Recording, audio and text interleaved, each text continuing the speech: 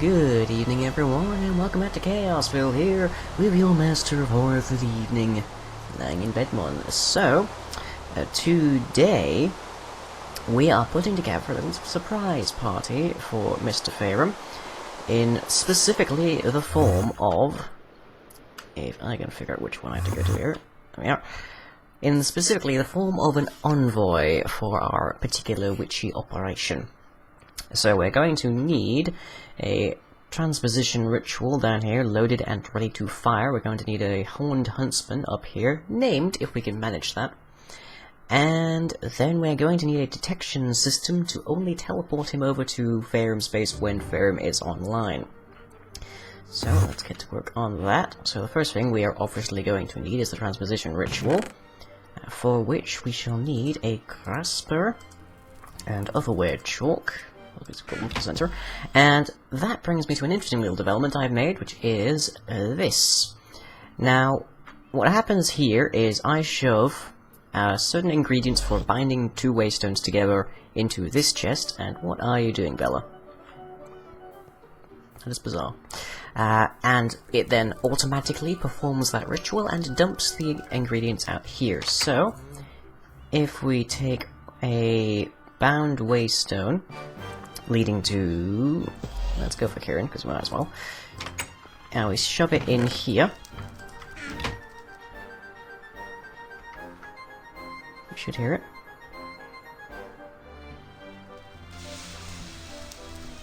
There we go.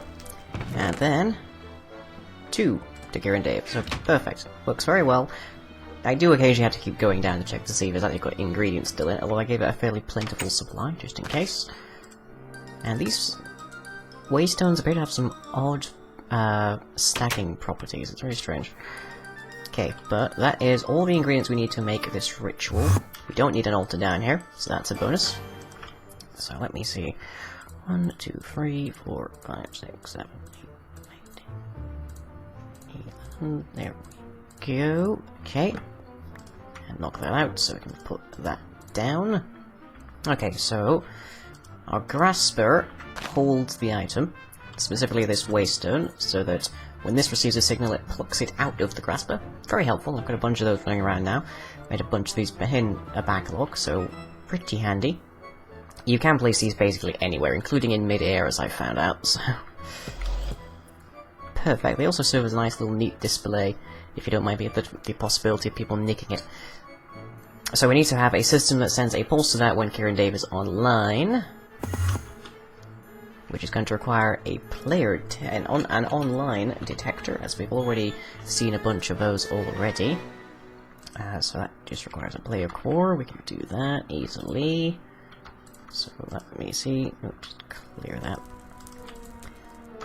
2 redstone, 2 lapis, which is apparently bashed out of my inventory. That was weird. Okay, and then we also need 2 redstone torches. Grab 2 more of that, just because I'm going to need it in a second. And let's see, you need to go down here and grab some sticks. Pretty easy. Yeah, this has been running pretty well. I need to actually figure out some other way of using it. Crane actually recently made a discovery that we can actually make spawners using Dartcraft, which should come as no surprise to anyone really, but who knows. You may also notice that I've sort of rearranged my hotbar here, so I've got my Staff of Travelling and no bow. Still have it on me though, because I have made myself a large backpack, which gives me basically 3 full chests worth of storage space.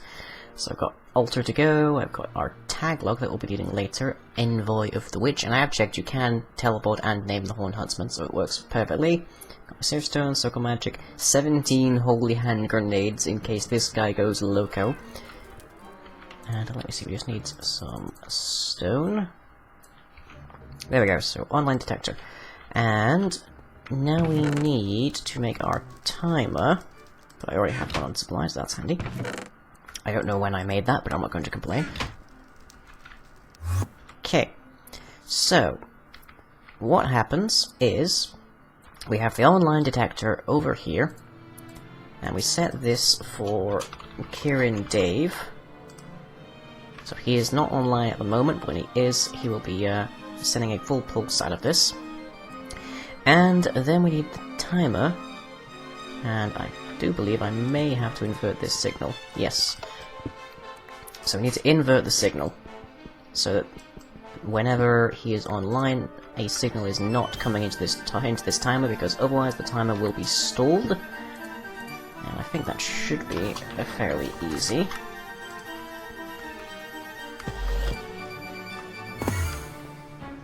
Let me see, one more piece of redstone.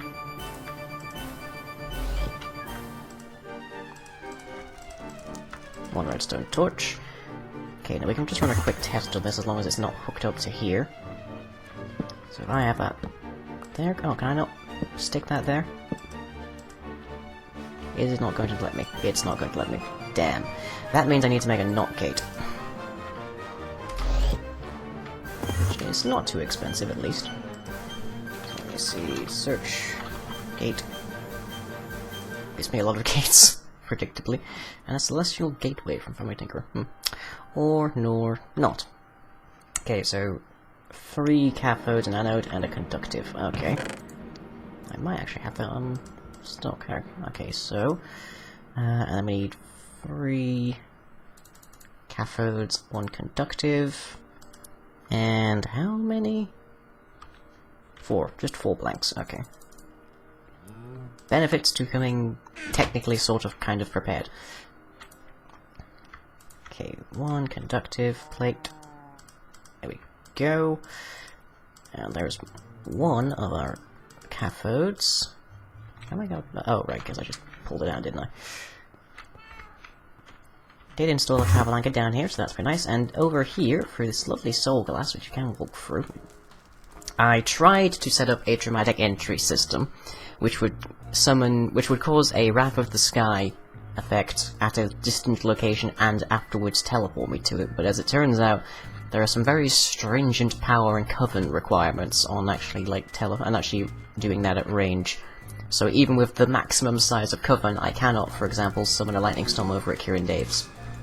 Kinda sucks, but oh well. Okay, and the redstone. I really wish I could figure out what the logic was for this thing determining which way it's facing.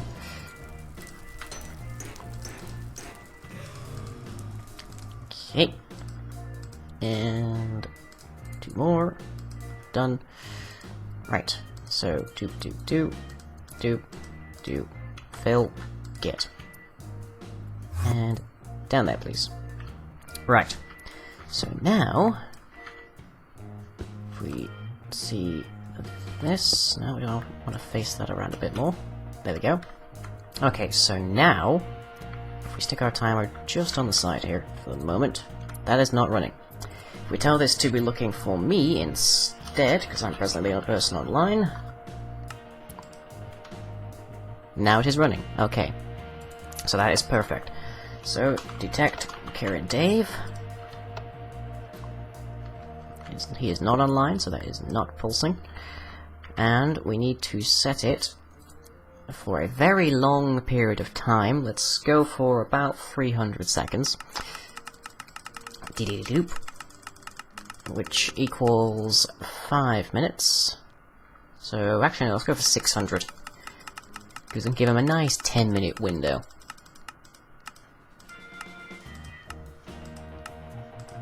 There we go. Perfect. So, he logs in, and then 10 minutes later, this timer pulses and triggers this golden chalk.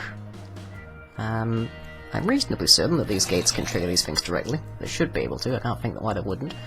And that then leaves us with our next task, which is to create another auto spawner. Which is fairly straightforward. We are blazing through things right now. Dash. Yes. There you are. Fire brick water smelting now. Okay, so we need a machine frame, which is gold, steel, and glass. Doop, doop, doop, doop. I did set up a little system inside of here, so these are both holding carbon at the moment, or charcoal, and this one is directly outputting upwards into the input of this one, so I can just go straight through the two-step process of making steel dust quite happily there. Okay, but let's see. 1, 2, 4. 1, 2, 3, 4, and dupe. Machine frame. And then we need plastic sheets. I don't know if I have any of those spare, but they're not hard to make. And no, I don't. Okay. So 1, 2, 3, 4. Let's stick those in smelting. Oops, some steel. Yay. And meanwhile, we get the other ingredients that we need, which is 2 magma creams. You can get those from the demons, so they're pretty helpful. And 2 emeralds. I have a bunch of these, so I don't need to worry too much. And a redstone reception coil, which is gold and redstone, which we're going to have to crack a block on. Get rid of those, so I don't have to be worrying about them in my inventory, and not that I have much worry for space in my inventory, because look at all that space. I proudly carry a militia. Okay, but redstone and gold gets us 1 redstone reception coil, machine frame, doop doop, doop doop. Whoop, no, we're going a bit wonky. Okay. A bit of netherwort, which I really should set up a farm for. And then we just need to check in here, rubber bars, smelt those up again. Why am I carrying mandrake seeds? I don't remember. 2, we need 4. Come on, hurry up. 3, 4. Okay. That rather easily goes in there. Okay, that gets us... I could have sworn it would get us an auto spawner. Oh no, because I got these the wrong way. There we go. Auto spawner. This needs mob essence and power. The mob essence we can probably just feed in it manually. And I need to be a little bit careful so that I don't break that hard glyph. So, there. There. Okay, there he is. Spawn exact copy doesn't really matter. And we have the slight issue that we can't get our huntsman out of the Sapphire Net. Rather, we can, but we won't be able to get him back into it. So, we cannot, under any conditions, release him from the Sapphire Net, or we won't be able to spawn him at all anymore. So, meanwhile, let's get our autonomous activator. Which requires a pneumatic servo, which I might have spare, yep. As well as a piston and a chest, and some plain old, don't you worry about it, tin. Okay, and redstone and iron. Ah, it is wonderful to have such plentiful resources around here. Okay, that there, and tin gets us our autonomous activator. Now, I tested this in creative mode, so in single player, I should stress. So I'm not 100% certain how well this will work here. But if we stick it there, and like that, and if we put our name tag into this, then that is going to constantly try and name the thing that is inside of here, which is going to be our Horned Huntsman. So, then, we are going to need a mob counter to ensure that we only get 1 of these guys. Because we definitely don't want to teleport like 5 of them over to his place. I'm evil, but I'm not that evil. Okay, multimeter requires a couple of those. This is going to be a pain. Fortunately, I do have a fair bit of electrum built up.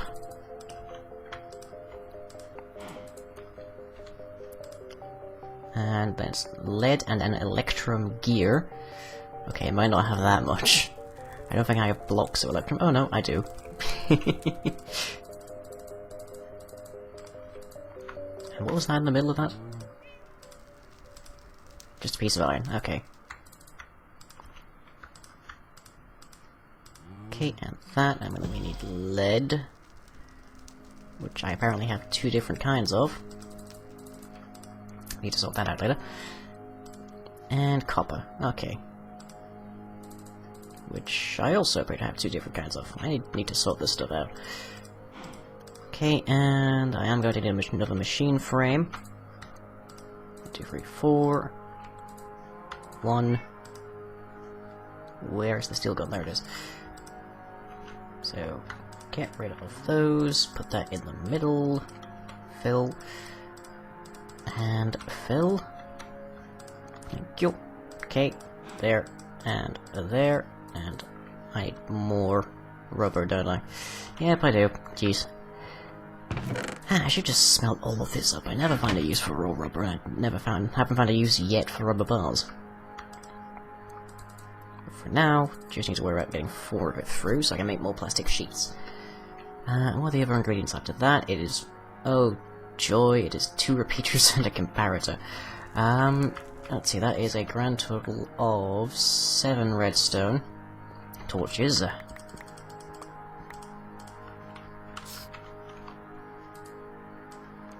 Now, intriguingly enough, I noticed that the silverfish that are coming out of that spawner are actually a decent source of all things, silver.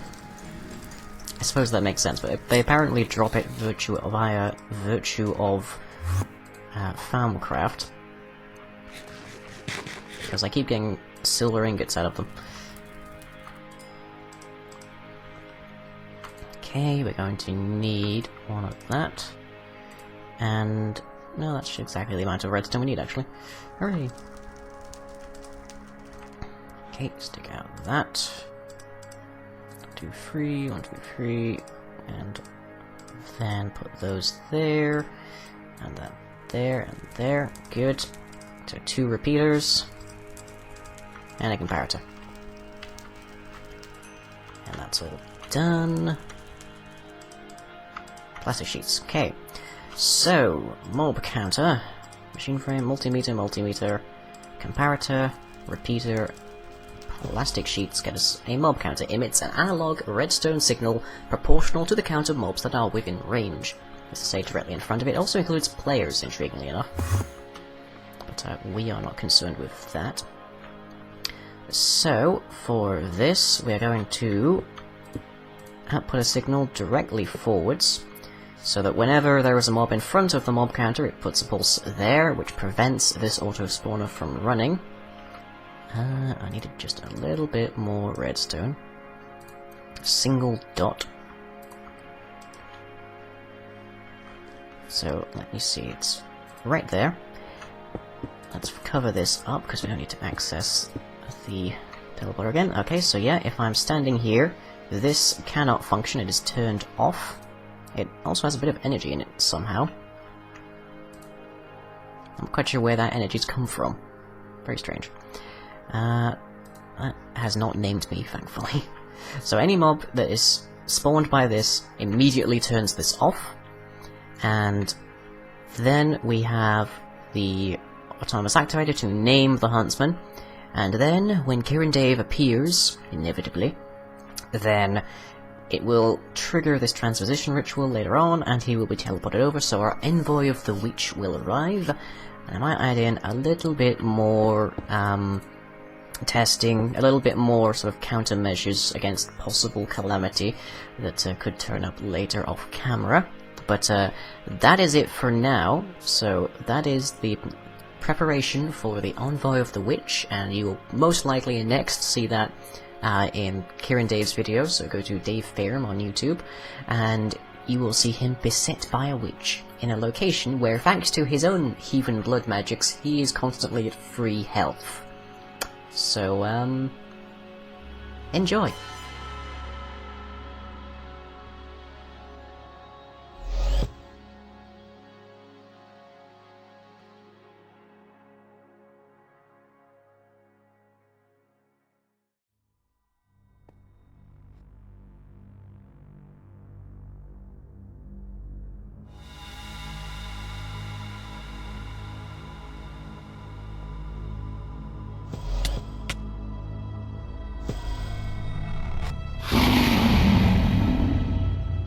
if you enjoyed this video, be sure to leave a like and or a favorite. Follow me on Twitter and subscribe to be notified of future updates. You can also check out the website where most of our content is uploaded. That's all for now, catch you later.